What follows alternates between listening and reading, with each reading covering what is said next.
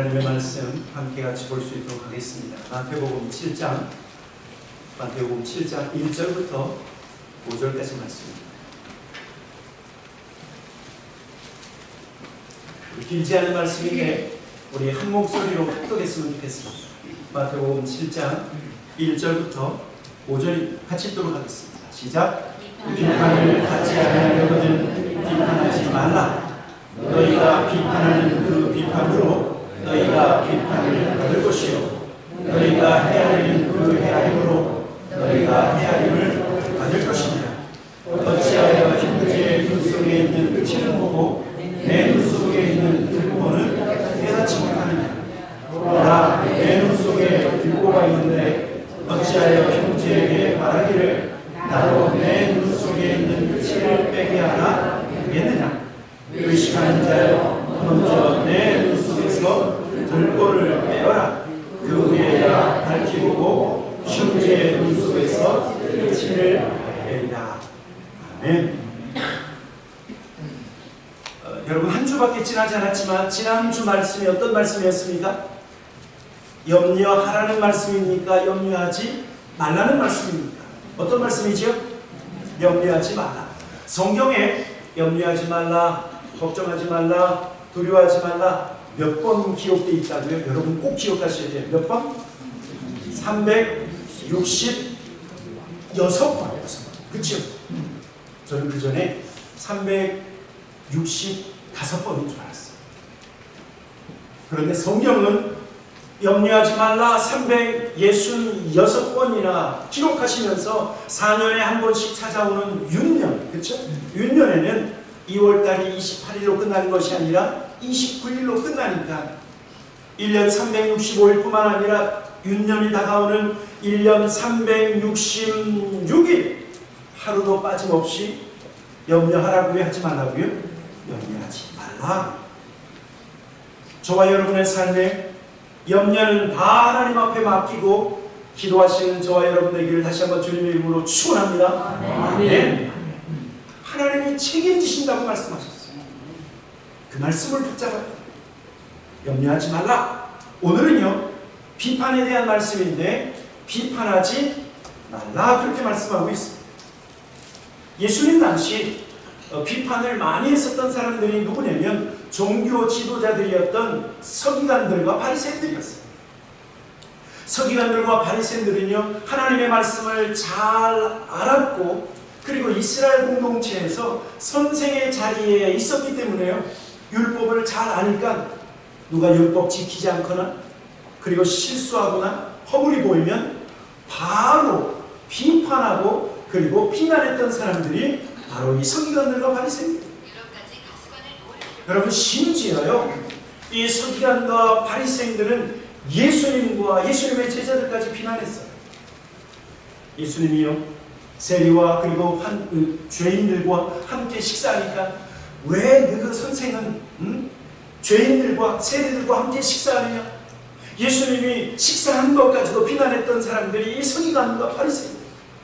그리고 주님의 제자들이요, 손을 씻지 않고 식사하니까 왜 너희들은 손 씻고 식사하지 않느냐? 손을 씻어야 된다, 씻어야 된다.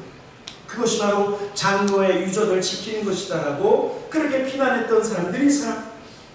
특별히요, 예수님이 많은 환자를 고치셨는데 안식일에도 환자를 고치셨어요. 어느 안식일에 예수님이 손 마른 사람, 그 손 마른 사람의 그 손을 고치실 때 왜 많은 날 중에 왜 안식일에 고치느냐? 안식일에 고치느냐? 환자를 고치는 예수님을 향해서 비난하고 그 다음부터요, 안식일에 환자를 고치시는 예수님 보고 예수님을 죽이기로 결심했던 사람들이 바로 서기관들과 바리새인들. 그러나 오늘 예수님께서 비판하지 말라라고 하시는 이 말씀, 너무나 중요한 말씀인데, 비판이라고 하는 이 헬라어 단어, 크리노라고 하는 이 단어는요, 아주 중요한 세 가지 뜻이 있어요. 세 가지 뜻. 첫째는 뭐냐면, 비판한다라고 하는 것은 누군가를 정죄한다라고 하는 뜻이 있는 거예요. 정죄. 자, 그러니까 우리가 누군가를 비판하게 되면 그 사람을 죄인으로 정죄하는 것이기 때문에 예수님께서 비판하지 말라고 말씀하고 있는 거예요. 또 비판한다라고 하는 것은 두 번째 의미가 있는데 그것은요, 심판한다라고 하는 의미가 있어요. 심판한다. 자, 그러니까 누군가를 향해서 비판하면 그 사람을 마치 어떤 법정에서 자기가 재판관이 되는 것처럼 그 사람을 심판하는 것. 그래서 주님은 비난하지 말라, 비판하지 말라. 그리고 세 번째, 비판한다라고 하는 그 말의 의미가 있는데 그것은요, 고소한다라고 하는 뜻이 있어요. 여러분, 저와 여러분이 예수 그리스도를 믿고 예수 그리스도의 의로 말미암아 의인이 됐는데, 의인인 저와 여러분을 고소하는 자가 있습니다. 누가 우리를 고소할까요? 딱 하나밖에 없죠. 마귀가 저와 여러분을 고소해요. 마귀가 하나님의 백성, 천국 백성을 고소하는 것처럼 여러분 누군가를 비난하면 그것은 고소하는 의미가 있기 때문에 주님은 비난하거나 비판하지 말라라고 말씀하고 있어요. 여러분, 그래서 이것은 하나님 앞에서 큰 죄예요. 큰 죄. 그래서 주님은 비판하지 말라. 왜냐하면 비판하는 자에게는 하나님의 심판이 있기 때문에 그렇다 말씀하고 있는 거죠. 오늘 본문 마태복음 7장 1절과 2절 우리 한 목소리를 다시 한번 읽어보도록 하겠습니다. 1절과 2절입니다. 시작. 비판을 받지 아니하려거든 비판하지 말라. 너희가 비판을 받을 것이요 너희가 헤아리는 그 헤아림으로 너희가 헤아림을 받을 것입니다. 여러분, 여기 있는 저와 여러분 가운데 비난받거나 비판받는 거 좋아하는 사람 누가 있겠어요? 그렇죠? 비록 우리가 허물이 있고 실수하고 어떤 때는 일을 잘하고 어떤 때는 실패하지만, 그러나 우리가 연약하고 우리가 허물이 있지만 비난받으면, 그러면 비난받을 때 저와 여러분의 마음은요, 상처를 입을 수 있어요. 비난을 계속 받다 보면 우리는 나 자신의 자존감마저 무너질 수 있어요. 그래서 비난하는 사람을 슬금슬금 피해서, 그쵸? 사람을 피하는 거 왜 그러죠? 비난받기 원하는 사람은 한 사람도 없기 때문에 그래요. 여러분, 그런데 구약의 지도자였었던 모세가 비판을 받고 비난을 받았어요. 어떤 상황이었었냐면 모세의 아내였었던 십보라가 이제 죽고 모세가 굉장히 외로웠었던 것 같아요. 그래서 이 모세가 구스 여인과 재혼을 하는데, 여러분, 이것이 비방거리가 된 거예요. 비방거리. 그런데 모세를 비방한 사람이 다른 사람도 아닌 형 아론하고 누나 누구죠? 미리암입니다. 아론과 미리암, 형하고 누나가 모세를 아주 집중적으로 비난하고 비방하는 거예요. 특별히 모세를 심하게 비난했었던 그 미리암 마음속에는 이러한 마음이 있었습니다. 왜 하나님께서 모세와만 말씀하시냐? 나하고도 말씀하신다? 그 당시 미리암은 선지자였어요. 자신도 선지자라고 그만한 거예요. 미리암의 생각은 이런 거죠. 너만 이스라엘의 지도자냐? 나도 지도자다. 너만 하나님께 기도하냐? 나도 기도한다. 너만 하나님께서 택하셨냐? 나도 하나님의 택하심을 받았다. 라고 하면서 모세를 비방했는데, 그런데 아론의 비방과 그리고 미리암의 비방을 들으신 하나님께서 어떻게 하셨죠? 진노하셨어요. 특별히 하나님은 두 사람에게 진노하신 후에 미리암에게 나병을 걸리게 하시고, 여러분, 나병이 걸리면 어떻게 되죠? 그 공동체 안에서 나가야 돼요. 이스라엘 진 바깥에 쫓김을 받아서 그 나병이 나올 때까지 바깥에 있게 했다라고 하는 사실. 여러분, 그래서 로마서 14장 사도 바울은 이렇게 비판하는 자에게 이렇게 경고하고 있는 것을 볼 수 있어요. 로마서 14장 10절 같이 한번 읽어보도록 하겠습니다. 같이 읽겠습니다. 시작. 네가 어찌하여 내 형제를 비판하느냐? 어찌하여 내 형제를 없인 여기느냐? 우리가 다 하나님의 심판대 앞에 서리라. 여러분, 누군가를 비판하고 누군가를 재판하려고 하는 사람은 오히려 하나님 앞에서 심판받는다, 그 말씀을 하고 있는 거죠. 비판하는 자에게는 하나님의 비판을 받고 헤아리는 사람은 하나님 앞에서 조목조목 헤아림을 받게 될 것이다 라고 말씀하고 있는 거예요. 여러분, 그래서 비판이 아니라 이해하고 비판이 아니라 긍휼을 베풀어주고, 여러분, 그것이 하나님이 원하시는 거예요.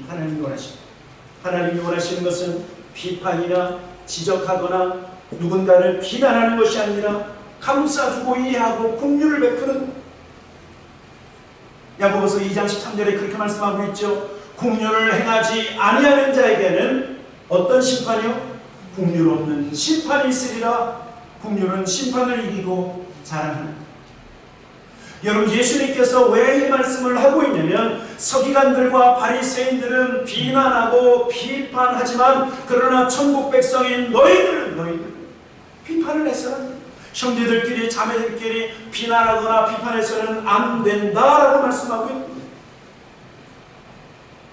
비난이 아닌 용서와 비판이 아닌 너그러움과, 그리고 그 사람의 허물을 감싸줄 수 있는 사람이 되어야 됩니다. 우리 예수님이 그것을 친히 오늘 행하셨죠. 간음의 현장에서 잡혔던 어떤 여인이 있었어요. 서기관들과 바리새인들이 영 그런 것. 간음의 현장에서 잡힌 이 여인을 누가 데리고 왔냐면 서기관들과 바리새인들이 데리고 왔어요. 예수님 앞에 그 여인을 세워놓고 예수님을 시험합니다. 어떻게 시험하죠? 모세는 이러한 여인을 어떻게 하라고요? 돌로 쳐서 죽이라고 하는데 당신은 어떻게 하기 원합니까? 그때 주님이 뭐 하셨습니까? 땅에다가, 바닥에다가 글씨를 쓰셨어요. 글씨. 무엇을 쓰셨습니까? 예수님이 무엇을 쓰셨는지 도대체 모르겠어요. 제가 생각할 때 예수님은 당신은 이 간음의 현장에 잡힌 이 여인 모세는 죽이라고, 돌을 던져서 죽이라고 했는데 당신은 어떻게 하겠습니까? 라고 말하고 있는 그들에게 주님은요, 스스로 깨달을 수 있는 시간을 주셨다, 저는 생각해요. 그래서 땅에다가 하염없이 뭔가를 쓰셨어요. 예수님이 땅에다가 뭔가를 쓰시면서 기회를 주시고 시간을 주셨는데 그것을 깨닫지 못하고 계속해서 예수님에게 어떻게 하면 좋겠습니까? 당신은 어떻게 하기 원합니까? 되물으니까 예수님 뭐라고 말씀하셨죠? 죄 없는 자가 먼저 돌로 치라 그렇게 왔습니다. 그랬더니 어떤 역사가 벌어지는 줄 아십니까? 좀 전까지만 해도 그 여인의 죄만 바라보던 그 많은 사람들이 그 여인의 죄가 아니라 자신의 죄를 바라보기 시작합니다. 그 여인의 허물을 바라봐서 그래서 돌로 모세율법대로 던져서 그 여인을 죽이려고 했었던 그 많은 사람들이 비로소 자신의 허물을 바라보기 시작했다라고 하는 사실. 그래서 성경을 보면요, 어른으로부터 젊은이로 한 사람 그 손에 붙잡고 있었던 돌덩어리들을 내려놓고 그 자리를 떠났어요. 그런데 마지막 그 가늠한 여인과 예수님이 두 사람이 남았을 때 예수님이 그 여인에게 뭐라고 말씀했는 줄 아십니까? 이 말씀이 얼마나 은혜가 되는지 요한복음 8장 11절 말씀입니다. 우리 함께 읽어보도록 하겠습니다. 11절 시작. 대답하되 주여 없나이다. 예수께서 이르시되 나도 너를 정죄하지 아니하노니 가서 다시는 죄를 범하지 말라 하시고, 모세 율법대로 하면 그 자리에서 죽임을 당할 수밖에 없는 이 여인, 그래서 수많은 사람들이 자신을 향해서 돌을 언제 던질지 이제 죽은 목숨이라고 그렇게 두려워하며 떨고 있었던 그 여인을 향해서 주님 뭐라고 말씀하시는 거예요? 나도 너를 정죄하지 않는다. 그것이 죄가 아니다라고 말씀한 것이 아니에요. 하나님은, 예수님은 한 번에 또 기회를 주신, 나도 너를 지금 정죄하지 않는다. 다시는 가서 죄를 범하지 말라고 말씀합니다. 여러분, 그래서요, 예수님께서 지 가름 현장에서 잡혔던 그 여인을 향해서도 정죄하지 아니하시고 또 기회를 주시고 또 기회를 주시는 것처럼 교회 공동체가 그래야 된다는 사실. 주님의 몸된 교회 공동체는 죄인도 원수도 정죄하거나 비난하는 것이 아니라 친구가 되어주는 공동체가 교회 공동체라고 하는 사실입니다. 교회 공동체는요, 실수가 많은 사람이 들어와도 환영받고 그리고 허물이 많은 사람도 용납되는 것이 여러분 교회 공동체입니다. 그래서요, 교회는 지난 주간 열심히 죄를 지었지만 편안하게 들어올 수 있는 공동체입니다. 그렇죠? 혹시 누가 나 손가락질하지 않나? 누가 나에게 죄송합니다, 가재미 눈으로 날 바라보진 않나? 두려워하는 것이 아니라 지난 한 주간 내가 연약하고 내가 허물이 있지만 그러나 예수님 앞에 나아가면 예수의 보혈로 다시 용서받을 것을 믿고 당당히 들어올 수 있는 교회, 여러분 우리 타코마이너 장로교회가 되어야 된다라는 말씀입니다. 오늘부터요, 여러분들이 한번 하셔야 될 것이 있어요. 허물이 있거나 다른 사람의 죄를 발견하거나 실수한 사람을 향해서 비난하는 것이 아니라 이렇게 하셔야 돼요. 다 같이 한번 따라했으면 좋겠습니다. 그럴 수도 있지. 다시 한번 하겠습니다. 자, 실수하고 분명히 잘못했는데 저 사람 분명히 허물이 있는데 비난하는 것이 아니라 다 같이 따라하십시다. 그럴 수도 있지. 그럴 수도 있지. 예? 그럴 수도 있는 거예요. 여러분, 제가 믿는 한 가지 가장 중요한 것이 있어요. 내 안에 계신 하나님이 그 사람 안에 분명히 살아 역사한다라고 하는 사실. 하나님은 그 사람을 지금 인도에 가고 계시고 그리고 말씀으로 그 사람을 양육하고 계신다라고 하는 확신이 목회자인 저의 마음속에 있습니다. 내가 가르쳐야 가르침을 받는다, 그것이 아니라 하나님의 말씀을 가르치지만 또한 그 사람 안에 계신 성령님께서 자신의 허물을 깨닫고 회개하게 하시는 역사가 그 사람 속에서 이루어지기 때문에 우리는 끊임없이 용서하고 용납하고 그럴 수도 있지, 그럴 수도 있지. 오늘부터는요, 이것을 좀 생활화하셔야 돼요. 왜 그렇게 해야 되는지 좀 더 정확한 이유를 설명해 드릴게요. 여러분, 하나님께서 아브라함을 택하신 다음에 아브라함을 축복하셨죠? 그러면서 아브라함을 축복하시면서 뭐라고 말씀하셨냐면 내가 너를 축복하는 자를 어떻게 한다 그랬죠? 축복하고 너를 저주하는 자에게 어떻게 하신다? 저주한다라고 하셨어요. 여러분, 아브라함이 받은 축복 저와 여러분에게도 받은 줄 믿습니다. 여러분, 그래서요, 우리를 축복하는 자는 하나님이 축복하십니다. 그러나 우리를 저주하는 자를 하나님이 어떻게 하실까요? 저주하시고 우리를 비난하는 자에게 하나님께서 비난하시고, 그래서 저와 여러분은 비난이 아니라 어떻게 된다고요? 그럴 수도 있지. 사실 그럴 수도 있지. 두 번째로 주님은 비판하는 사람들 향해서 뭐라고 말씀하고 있냐면 자기 자신의 들보를 깨달아야 된다라고 말씀하고 있죠. 오늘 본문 마태복음 7장 3절과 4절 말씀입니다. 3, 4절 같이 한번 읽어보도록 하겠습니다. 시작. 어찌하여 형제의 눈 속에 있는 티는 보고 내 눈 속에 있는 들보를 깨닫지 못하느냐. 보라, 내 눈 속에 들보가 있는데 어찌하여 형제에게 말하기를 나로 내 눈 속에 있는 티를 빼게 하라 하겠느냐. 여러분, 우리 예수님은 어떤 때는 너무 유머러스하게 비유하신 것 같아요. 여러분, 사람 눈 속에 어떻게 들보가 들어가겠습니까?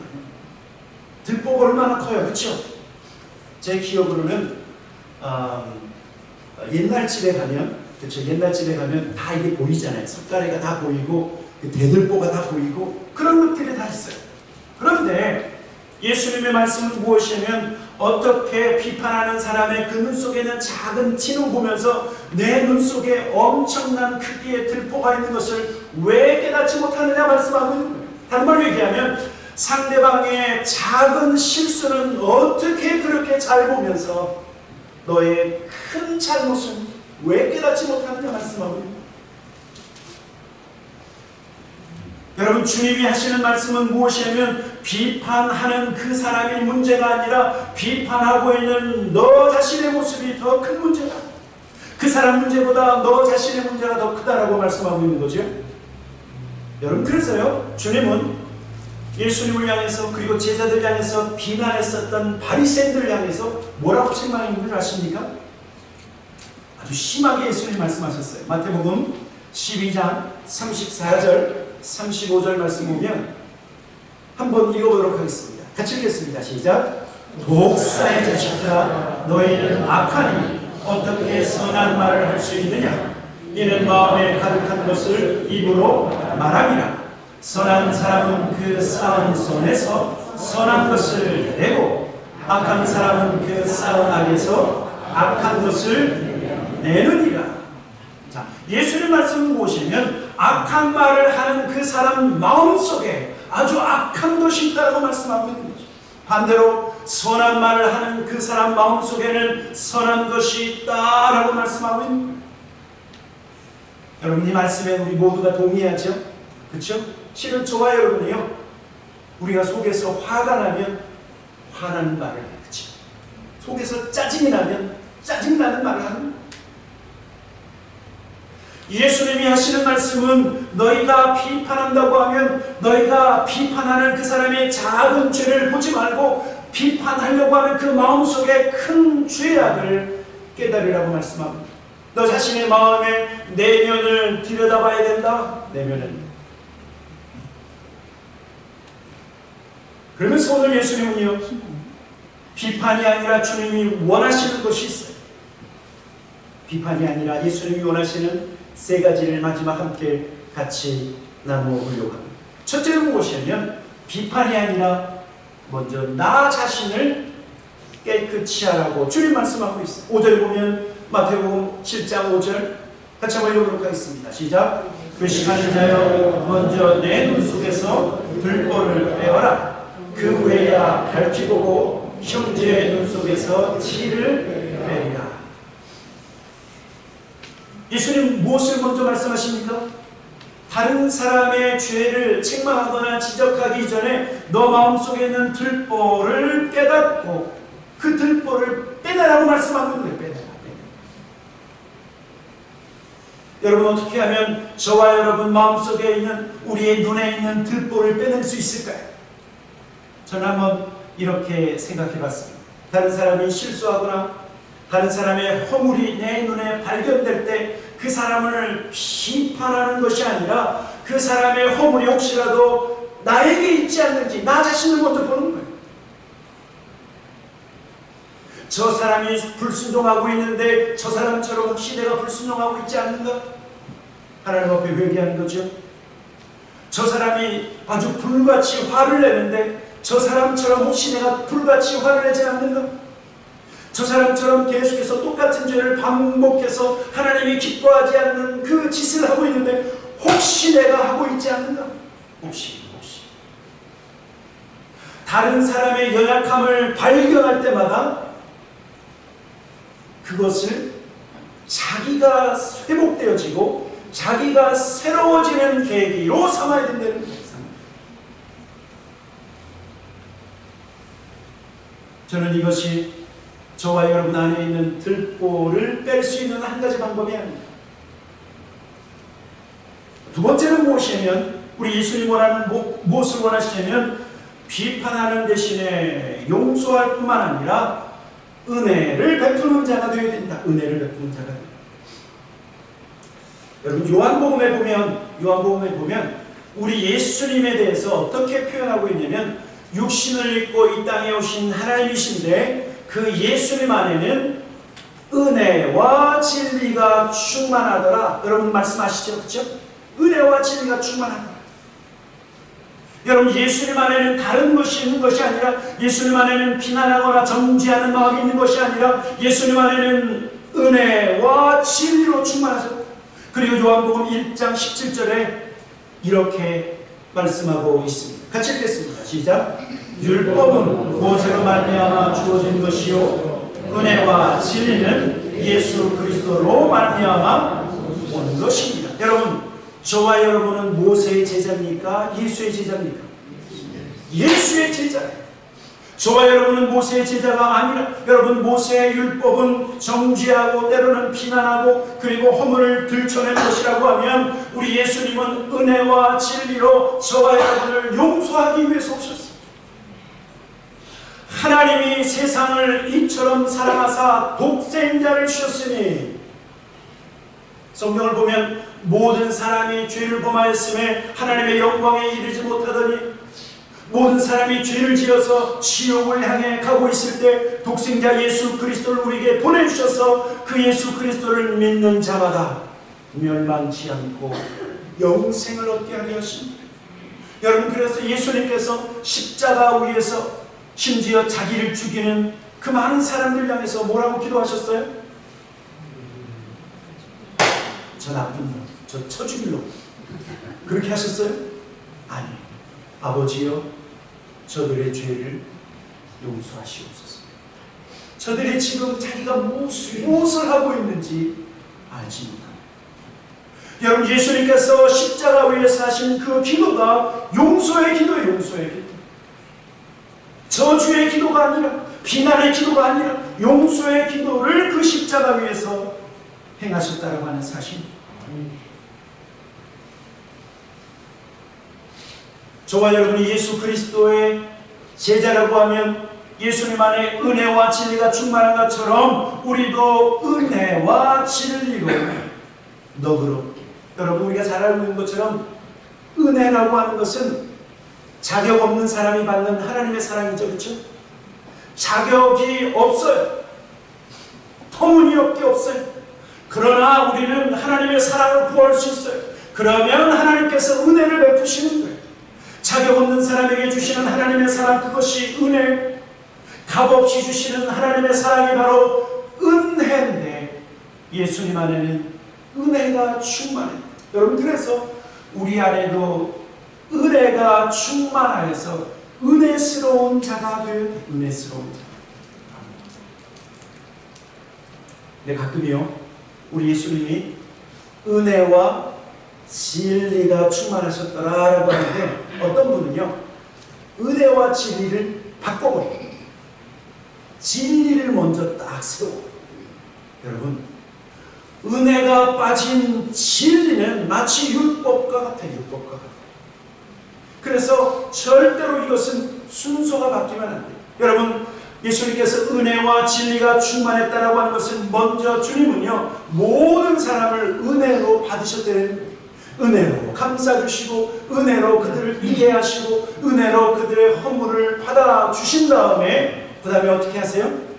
진리로 그들을 깨우치시고, 진리로 가르치시고, 진리로 날마다 인도해 가시는 분이 우리 예수님이시죠.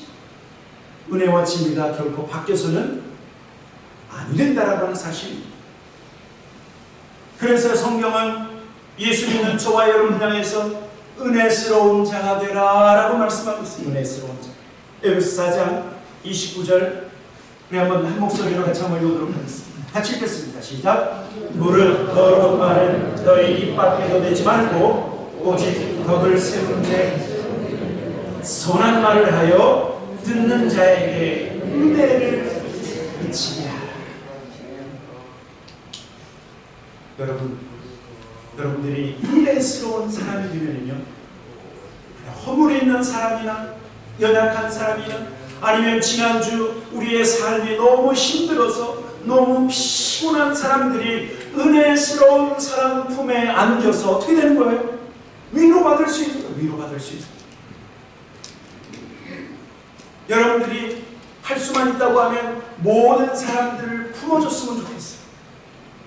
이런 사람 저런 사람, 세상에서 실패한 사람, 세상에서 낙오된 사람, 실수하고 지난주에 아주 큰 실패를 맛보았다 할지라도 저와 여러분이 은혜스러운 사람이 되면 그 은혜스러운 사람 앞에요, 내가 지난주에 이런 일도 있었어요, 지난주에 저런 일도 있었어요, 얘기하면서 치유될 줄 믿습니다.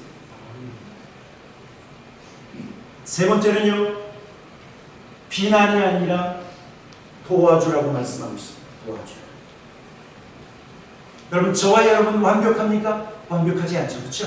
실수하죠. 넘어지기도 하고 실패하기도 해요. 저와 여러분은 실수투성이, 허물투성이. 겉으로 볼 땐 멀쩡해도 속에 얼마나 많은 실수가 있고 속에 얼마나 많은 허물이 있어요. 나 혼자로서는 완전하지 않지만 그래서 실수하고 넘어지는 자에게 하나님께서 돕는 자를 보내시는 것처럼 여러분, 우리가 누군가를 비난하는 것이 아니라 그 사람의 실수와 연약함을 보거든 도와줄 수 있는 사람이 도와줄 수 있는 사람. 부부관계가 그거죠. 그렇죠? 남편이 잘못하면 누가 도와줘야 돼요? 아내가 도와주고, 아내가 좀 부족하면 남편이 도와주고. 여러분, 교회 공동체도 마찬가지예요. 목회자는 할 수만 있다고 하면 여러분 모두를 도와주는 것이고, 우리 장로님들이, 여러분들, 권사님들이, 안수집사님들이, 우리 집사님들이 서로 도와주는 공동체가 여러분 교회 공동체라고 하는 사실. 교회 공동체. 한 사람은 부족하지만 두 사람, 세 사람, 그리고 서로 연합하여 도와주는 공동체는 건강한 공동체, 서로 돕는 공동체는 굳센, 강건한 공동체인 줄 믿습니다. 아멘. 오늘 예수님은요, 비판이 아니라 자기 자신을 돌아보라고 말씀하고 있습니다. 비판이 아니라 은혜를 베풀. 그럴 수도 있지. 그리고 도와주는 자가 되라고 말씀하고 있는 것입니다. 오늘 우리 교회 공동체, 저와 여러분의 마음속에 하나님의 은혜가 충만하게 부어지게 하시옵소서. 그래서 값없이 받은 이 하나님의 은혜로 은혜를 베풀 수 있는 그런 넉넉한 천국 백성, 넉넉한 하나님의 자녀 되게 하시옵소서. 이러한 기도가 저와 여러분의 기도가 되기를 다시 한번 주님의 이름으로 축원합니다. 아멘. 같이 기도하도록 하겠습니다.